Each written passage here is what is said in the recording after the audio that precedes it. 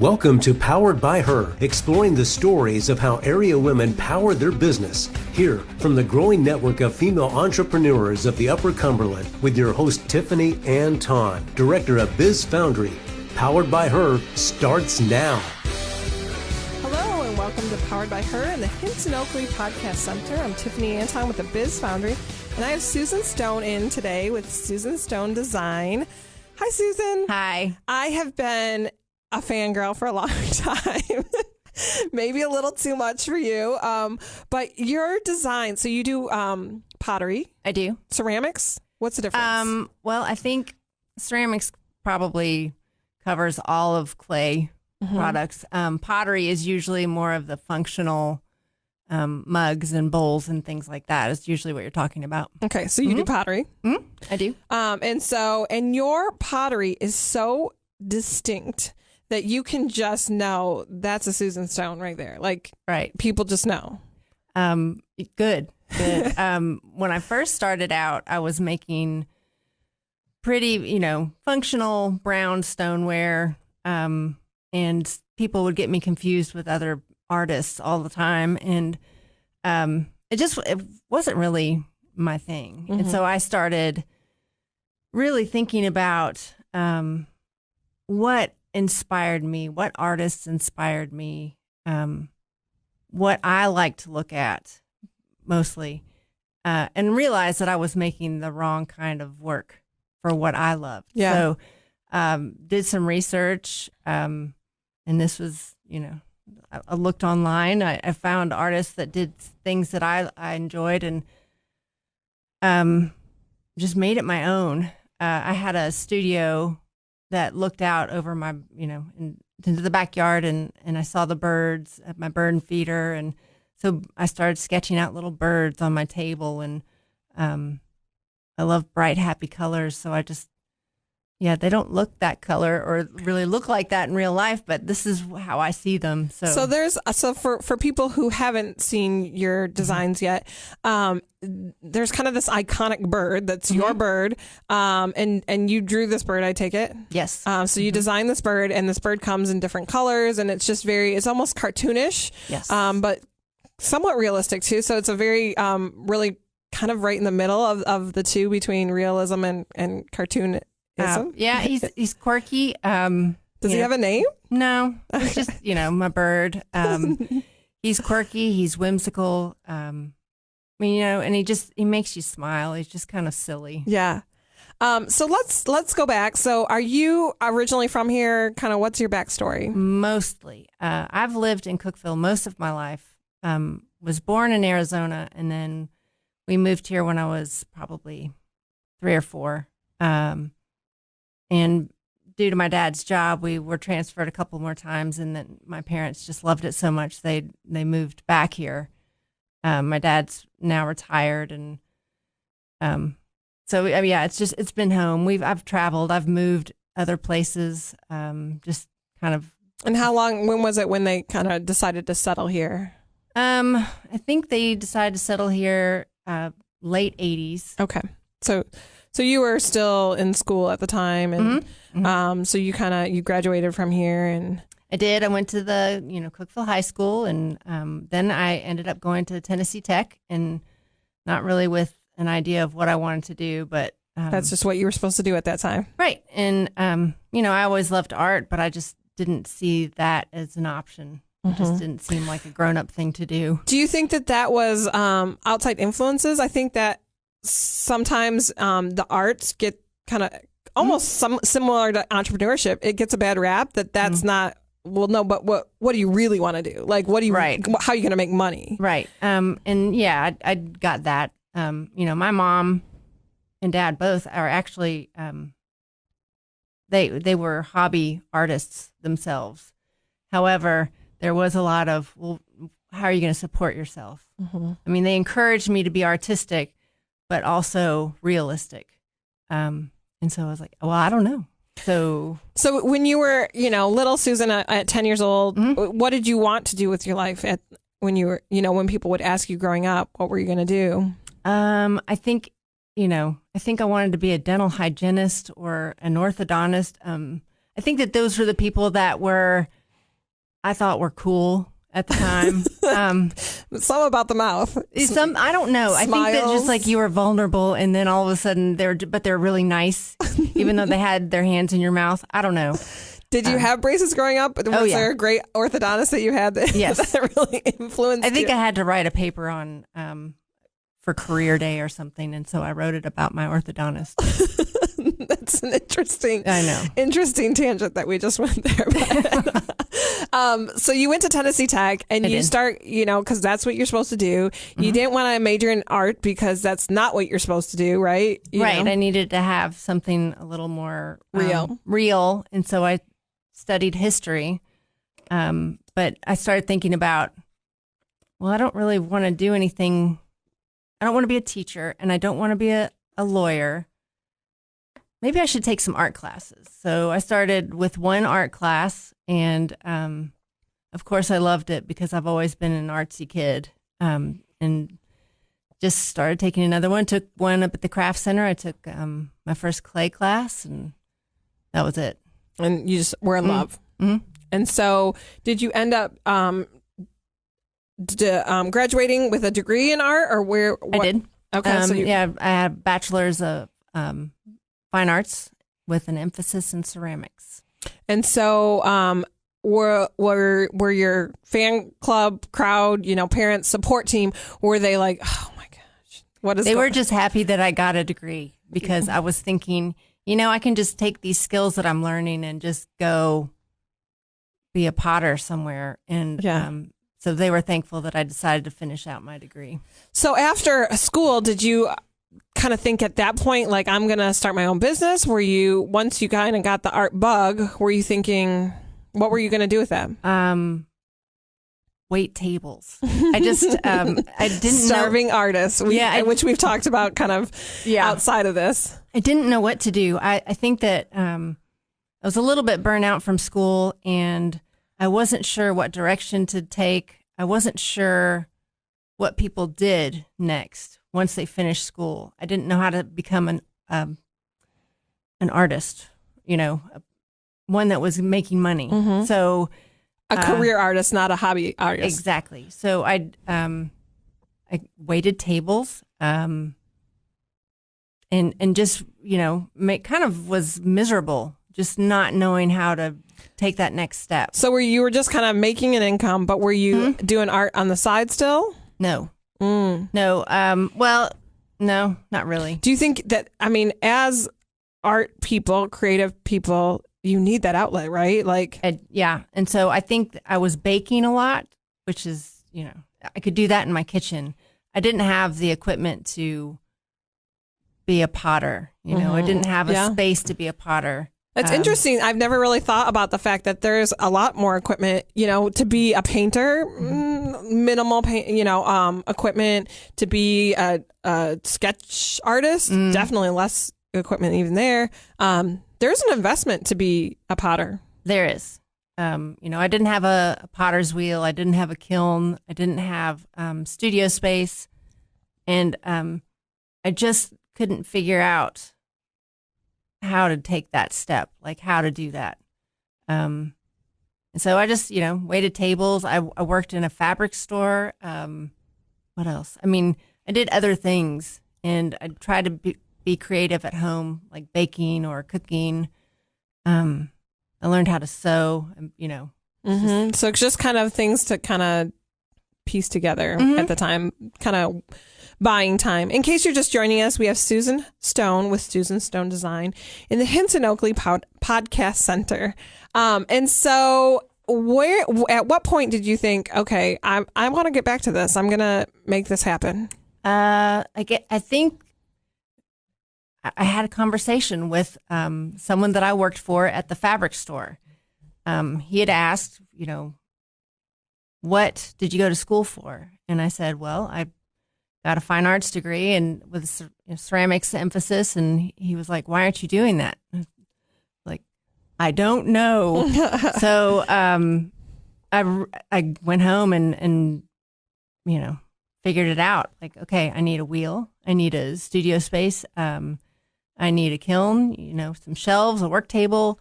And And how did you take that step to make that happen? So you decided, I mean, that's an investment and that's a business investment. Maybe you weren't thinking about it at the time.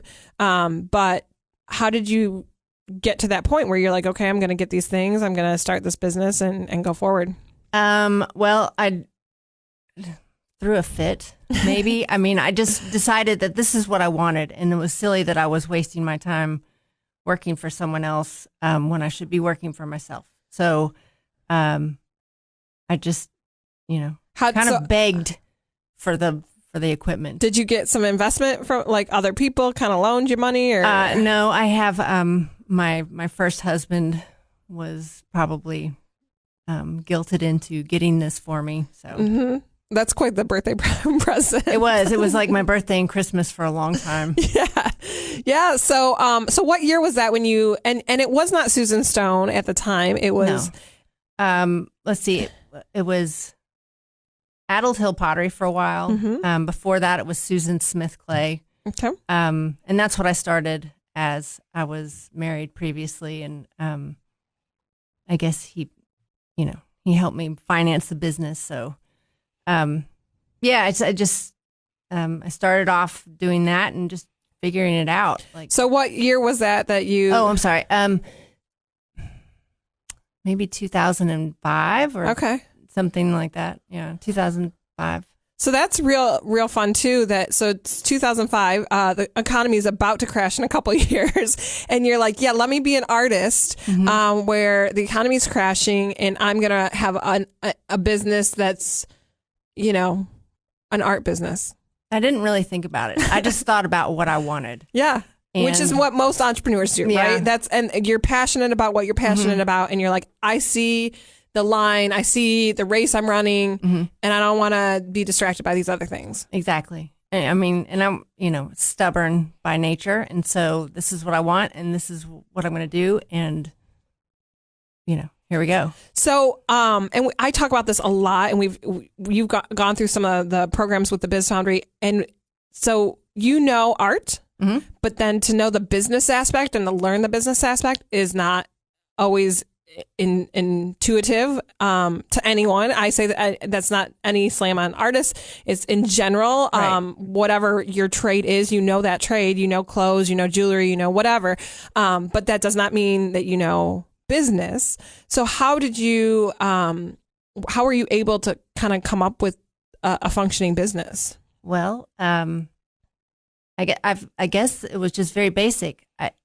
If I had money, then it was working. If I didn't, then it wasn't. I didn't use credit cards. I'm not very good with that sort of thing. I learned in college. So I was very strict with myself. If there's money in the bank account, then we can use that for the business, and just figure it out. Try to go to sales, craft fairs, that sort of thing. Was there a point where you thought, okay, I want to grow this and I want to make this a more functioning career for me than just making art and selling it, where I want this to be maybe this money is the money for my mortgage, or maybe this money really is supporting my family and my life, where it wasn't just, if there's money in the bank, there's money in the bank and we're doing okay, where it was like, okay, let me think about how much I'm pricing this at, and is this worth my time, and is this worth all that kind of stuff? That probably just happened the last few years. I'm growing up, I guess, but I could see the potential. And I could see that what I had been doing wasn't really working. And, we tried several different ways of making this business work, going to more craft fairs, selling more online, selling out of the studio, just tried different things to see what would work. And then, this summer decided that, all these things are great, and we've survived this long, but I feel like there's more out there. There's more potential for this business. So let's start. And like you said, I'm kind of growing up. You're looking at it more from the business perspective than just, this is what I like to do. Right. And I want to grow this, and I'd like to make money at this. Exactly. we've made the joke about starving artists before, and we've kind of said, and sometimes that's a choice to be the starving artist, right. Of not really taking the time out, and it is hard for you and most entrepreneurs to stop doing what you're doing, to stop sitting, spending your time on the potter's wheel, and to take the time out and let me sit down and look at these numbers. Right. And what advice would you give to people who want to work on their business, but they can't get out of doing it. But to actually try and grow their business. Okay. So this year, my mantra was, and has been since January, work smarter, not harder.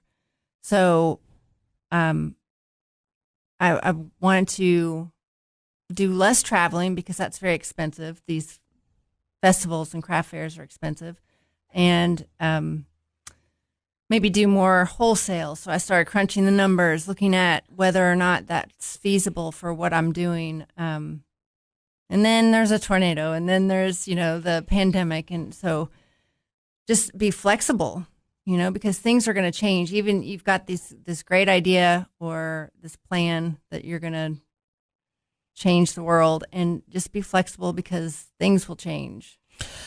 Well, and how do you make sure that, do you try and set time aside weekly, daily, whatever, to get out of, the artistic side and actually in the business side, or how do you manage them? Yeah, actually, so I haven't. I've just kind of if it's something that needs to get done, that, I need to pay sales tax, or I need to write the newsletter, or, do some marketing, that sort of thing. I would set time aside for that. But after taking the Biz Foundry class, I've decided that I need to take at least a day a week to just devote to the business, learning about the business, learning what I need to do to grow. Do you think, so you've been in this for 15 years now. That's right? Yeah. 15 years. That's a long time. Yeah. And now you're just now saying, okay, I want this business to thrive as a business, not just as right.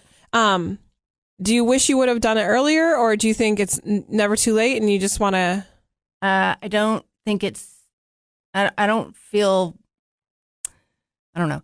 I don't regret not doing it earlier. I think that I've learned a lot because I've tried everything up until this point to make this work. But no, it's never too late. Yeah.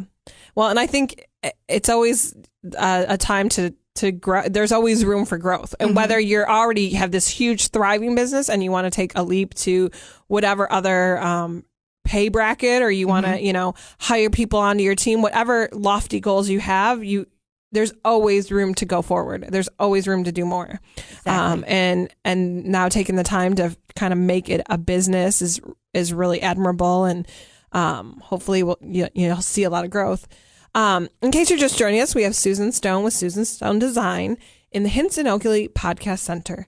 Do you think that there were times in the last 15 years that you thought, this is not going to work, I need to go get a quote unquote real job? I don't like thinking that entrepreneurs don't have a real job. I think that's a horrible mindset, but I can see that society places that on people. Sure. Were there times where you thought, yes, I can't do this? Lots of times. And actually I went back to school for graphic design early on because I thought, the designs that I have are great on pottery, but wouldn't it look great on, a bedspread or something like that? And I'd met a woman who was doing that sort of thing. She had started in clay, and then she learned Photoshop and Adobe Illustrator and things like that, and was able to sell her designs on other things. So I went to school for graphic design and actually became a graphic designer for a while. I worked, I guess, off and on, full-time, part-time, as I was making pottery, kind of, to supplement. And I love that experience. I love being able to know how to use that software and to be able to put my designs on, different things. I think I don't see your mask right now, but I think that you have your bird on a mask, right? I do. So yeah, we started printmaking this summer.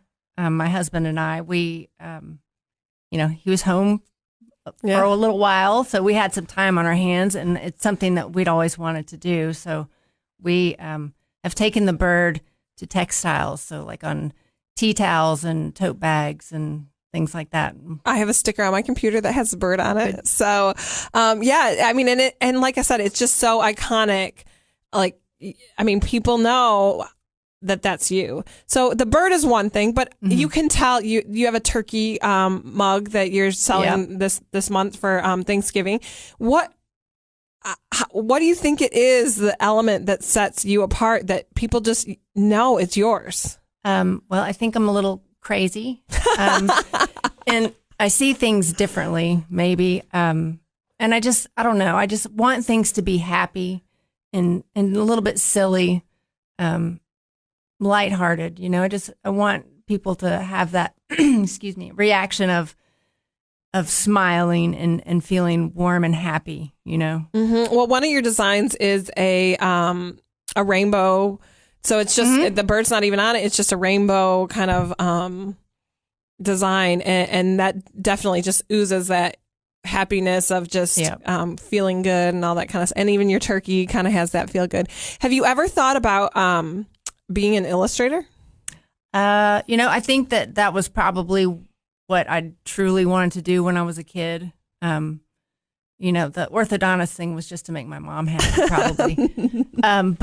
Or maybe to honor the awesome orthodontist. Yeah, exactly. But I think I was always doodling. In class, I was always doodling. There was notebooks full of a couple of notes and then a bunch of sketches that I did. You didn't have to put your name on your papers because they knew it was yours with your doodles on the side. There might have actually been a chemistry pop quiz with just a flower on it. Oh, that's bad. So you have this skill of pottery and artist or drawing. What do you see happening next for you? What do you see? Growth, and what does growth look like to you? It looks like not being, the studio right now is taking over our house. I think there are 2 rooms left that don't have something to do with our studio or the business in it. So I'd like to expand. I would like to let people, I want people to have access to it, and so I'm learning how to market it where new people are going to learn about it. And right now I'm as busy as I can be. And so I'm interested in finding help eventually, And that's got to be, as a business owner, that's kind of a landmark for sure, a goal of hiring somebody and having somebody on to do some of those things, whether it is just the business aspect or some of the art stuff too, of hiring somebody on. Yeah, and there's definitely room for that. I need to kind of let go of some things, but I think there's totally room for it, and I think that it would be a very good idea in some parts of it to have help. Yeah. Well, and I think as women, it's hard for us to let go of some of that. And it's not necessarily control. Maybe it is a little bit, but some of it is just that we care so much about whatever it is that we're doing that we want to make sure that somebody else cares as much as we do. And so it's hard to make to trust that somebody else is going to, invest into it what you have, especially with 15 years of prior, yeah, exactly. TLC towards this business. Exactly. I'm just,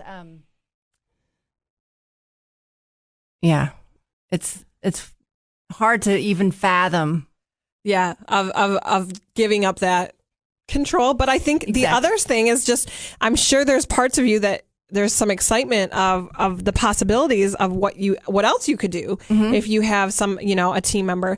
I think with hiring someone on your team, it's really important to just take the time to find the right person.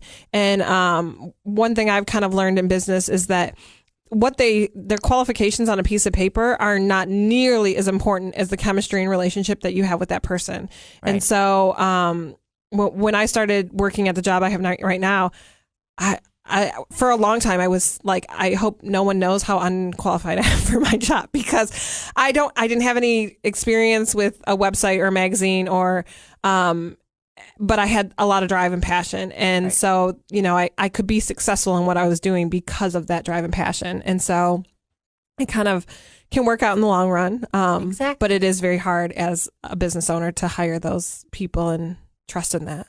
Right. Well, and I think that I'm mostly hesitant about it because I need to be able to communicate to that person what I need. Mm-hmm. And that I'm not always good at that. Well, and I think it is taking some time to slow down. And again, as women, as entrepreneurs, we're just kind of like go, go, go, go, go. And so it takes us some time to, okay, what do we need? Mm-hmm. What are our needs? What is, and kind of having some conversations with ourselves to kind of touch base on where we're at and where we want to go.